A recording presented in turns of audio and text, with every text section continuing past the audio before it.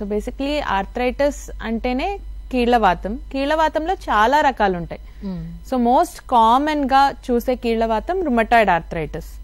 దీంట్లో ముఖ్యంగా వేళ్లకి అండ్ అంటే స్మాల్ జాయింట్స్, వేళ్లకి కాళ్ళకి సంబంధించిన జాయింట్స్ లో, అలాగే కొంతమందికి వ్రిస్ట్, నీస్, అలా డిఫరెంట్ జాయింట్స్ లో రావడానికి ఛాన్సెస్ ఉంటాయి. వెన్నెముకకి సంబంధించిన ఆర్థరైటిస్ ని మనం స్పాండైలో ఆర్థరైటిస్ అంటాం. దీంట్లో మెయిన్ గా ఏంటంటే మన మెడకి సంబంధించిన కీళ్లు, వెన్నెముకకి సంబంధించిన కీళ్లు, పెల్విస్ కి సంబంధించిన కీళ్లు నొప్పి, వాపు అనేది వస్తూ ఉంటుంది.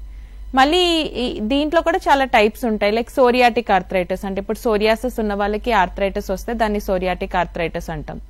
సో ఇవన్నీ కూడా ఒక రకమైన ఆటో ఇమ్యూన్ డిజీజెస్, అంటే వాళ్ళ ఇమ్యూనిటీ, వాళ్ళ రోగనిరోధక శక్తి వాళ్ళ మీద వ్యతిరేకంగా తిరగబడడం వల్ల వచ్చే కీళ్లవాతాలు.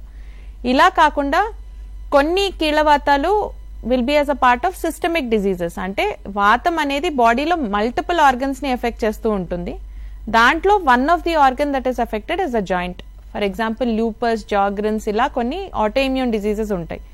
ఈ ఆటో ఇమ్యూన్ డిజీజెస్ ఉన్న వాళ్ళకి కూడా ఆర్థరైటిస్ రావచ్చు. అది కూడా ఒక రకమైన ఇన్ఫ్లమేటరీ ఆర్థరైటిస్.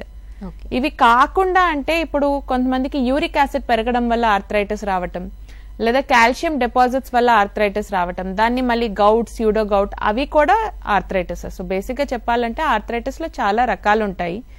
ఏదైతే మనం కామన్ గా వింటామో ఆస్టియో ఆర్థరైటిస్ అనేది, it is not a true arthritis. అంటే అది యాక్చువల్ గా అరుగుదల వల్ల వచ్చే జాయింట్ పెయిన్స్. దాన్ని మనం ఆస్టియో ఆర్థరైటిస్ అని పిలుస్తాం, కానీ ఇట్ ఇస్, అంటే ఫ్రాంక్ గా చెప్పాలంటే నాట్ ఎ ట్రూ ఆర్థరైటిస్ అనమాట. అంటే దాంట్లో వాతం, ఇన్ఫ్లమేషన్ అనేది యూజువల్ గా ఉండదు.